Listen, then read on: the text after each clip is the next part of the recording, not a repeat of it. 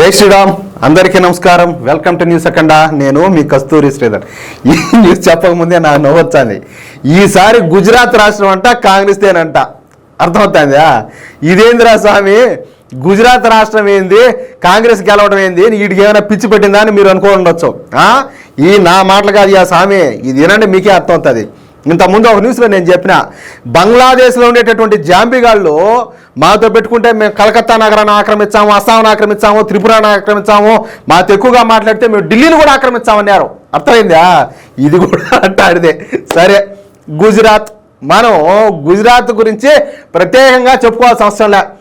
గుజరాత్ రాష్ట్రం ఆర్థికంగాను పారిశ్రామికంగాను అత్యంత అభివృద్ధి చెందినటువంటి రాష్ట్రం. ఇక్కడి ప్రజల సృజనాత్మకత కూడా ఎక్కువగా ఉంటుంది. అందుకే అన్ని రంగాల్లో గుజరాత్ రాష్ట్రం దూసుకుపోతుంది. మీకు తెలియని విషయం ఏందయ్యా అంటే, మన దేశంలో మాఫియా ముఠాలు కావచ్చు, క్రిమినల్ గ్యాంగులు కావచ్చు, స్మగ్లర్లు కావచ్చు, తీవ్రవాద సంస్థలు కావచ్చు, గ్యాంగ్స్టర్లు లేని రాష్ట్రం ఏదైనా ఉండాలి అని అంటే అది ఒక్క గుజరాత్ రాష్ట్రం మాత్రమే.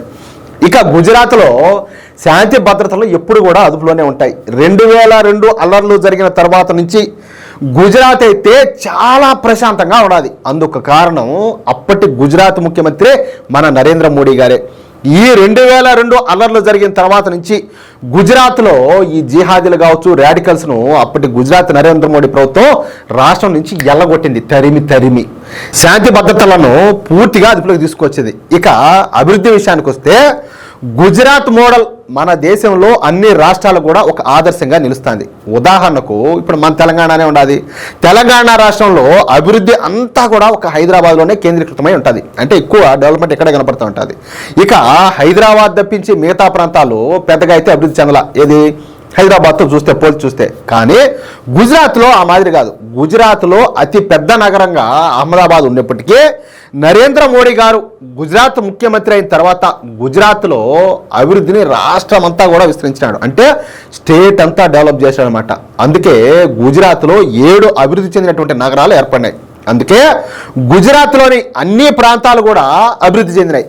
అలాంటి గుజరాత్లో దాదాపుగా 25 సంవత్సరాల నుంచే భారతీయ జనతా పార్టీనే అధికారంలో వస్తుంది. అయితే ఈసారి గుజరాత్ను మేమే గెలుస్తామని, కావాలంటే రాసి పెట్టుకోండి అని చెప్పేసి పార్లమెంట్లో ఫిరోజ్ జహంగీర్ గాంధీ గారి మనవడు, ఎవరో ఈ 55 ఏళ్ల యువనేత అయినటువంటి రాహుల్ గాంధీ ఒక మామూలు ప్రతిజ్ఞ కాదు, విచిత్రమైన ప్రతిజ్ఞ చేశాడు ఒకటి.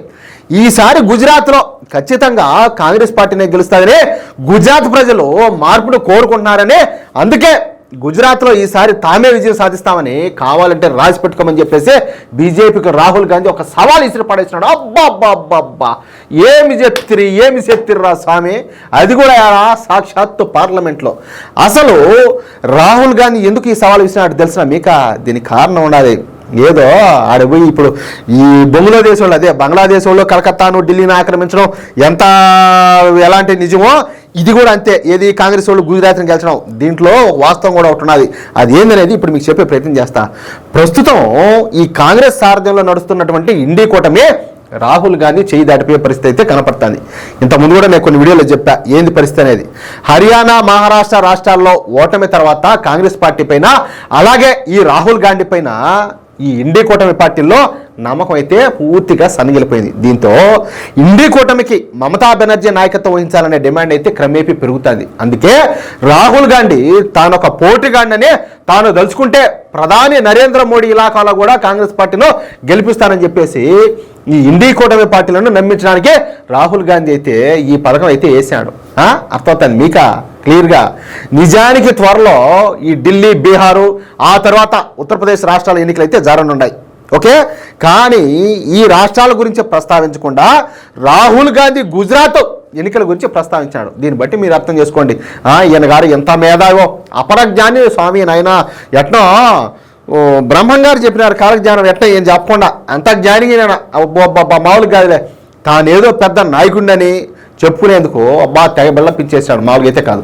కానీ 2 సంవత్సరాల తర్వాత జరిగే గుజరాత్ ఎన్నికలలో కాంగ్రెస్ పార్టీ ఘోర పరాజయం పొందుతుందని కూడా రాహుల్ గాంధీకి తెలుసు. కానీ ఊరికినే అంటే ఏదో ఒకటైతే విషయం డైవర్ట్ చేయాలా, ఈ మీడియా ఎట్లాగో ఈయన మాట మాట్లాడేవాళ్ళు, ఈయన పాట పాడేవాళ్ళు, ఓయమ్మా రాహుల్ గాంధీ మరి ఏకంగా గుజరాతే గెలుచా ఉన్నాడంట, ఏం లేదు, ఎంత కాన్ఫిడెన్స్ లేదు ఆయన ఆ మాట అంటాడు, లోపల ఆయన ఏదో చేస్తున్నాడు, పెద్ద ప్లానింగ్లోనే ఉన్నాడని చెప్పేసి ఈ తిక్కమండలు అంతా అనుకోవాలి కదా.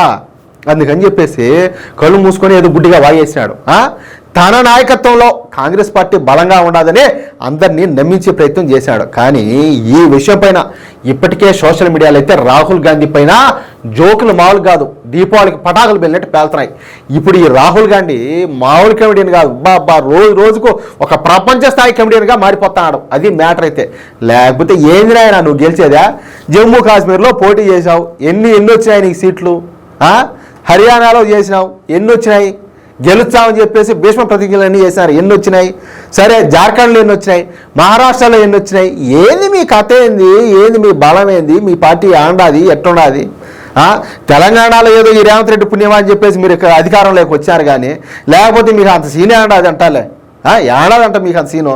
సరే, మీకు ఈ న్యూస్ నచ్చితే, అదేవిధంగా నేను చెప్పింది కరెక్ట్ అని చెప్పి మీరు భావిస్తే ఈ న్యూస్ నలుగురికి షేర్ చేయండి. అదేవిధంగా తప్పనిసరిగా ప్రతి ఒక్కరు కూడా మీ యొక్క అమూల్యమైన అభిప్రాయాలు కామెంట్ రూపంలో తెలియజేయండి. సబ్స్క్రైబ్ చేసుకోవడం మాత్రం ఏ ఒక్కరు మర్చిపోద్దు ప్లీజ్. జై శ్రీరామ్.